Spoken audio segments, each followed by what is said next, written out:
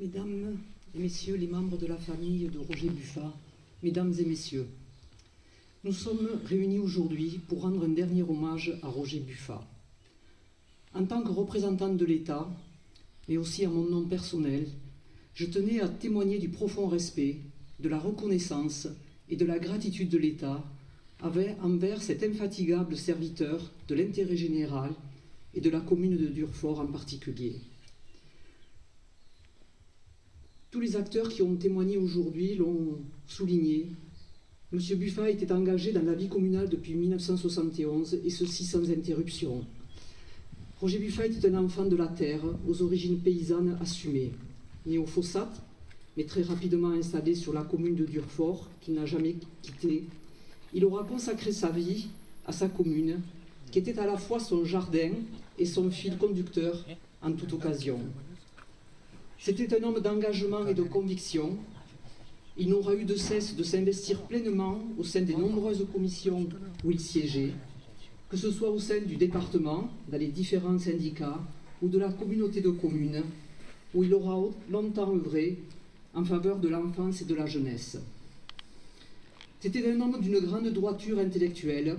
J'avais pu l'éprouver à plusieurs reprises dans des inaugurations ou dans des échanges sur des dossiers. Avec une force de caractère jamais démentie, il concevait son engagement dans la vie de la commune jusque dans les moindres détails et n'hésitait pas, jamais, à mettre la main à la pâte lui-même, parfois lorsqu'il fallait jouer de la bétonnière pour réaliser quelques chantiers. Il me donnait quelques exemples à l'occasion. Sous son impulsion, le village a considérablement évolué, tout en préservant son âme, et il a notamment œuvré sans relâche à l'embellissement de la commune et a insufflé une vraie dynamique, notamment dans la réhabilitation de logements sociaux. L'engagement politique de Roger Buffat était le plus noble qui soit. S'il ne se serait jamais défini lui-même comme un homme politique, il était pourtant investi dans la vie de la cité, au service de tous ses concitoyens, ce qui constitue la plus belle définition qui soit de l'engagement politique. C'était un amoureux de la nature, tout le monde en témoigne. Il était également un passionné de randonnée et également un passionné de champignons, puisqu'il revenait régulièrement avec des champignons qu'il offrait à ses amis.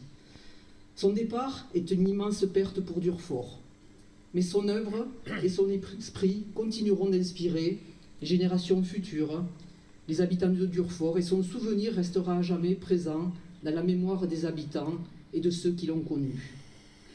Alors aujourd'hui, à sa famille, son épouse, particulièrement son fils, ses enfants, petits-enfants, et à tous ses proches, j'adresse toute ma sympathie et leur dis ma tristesse de perdre un élu si digne de sa fonction.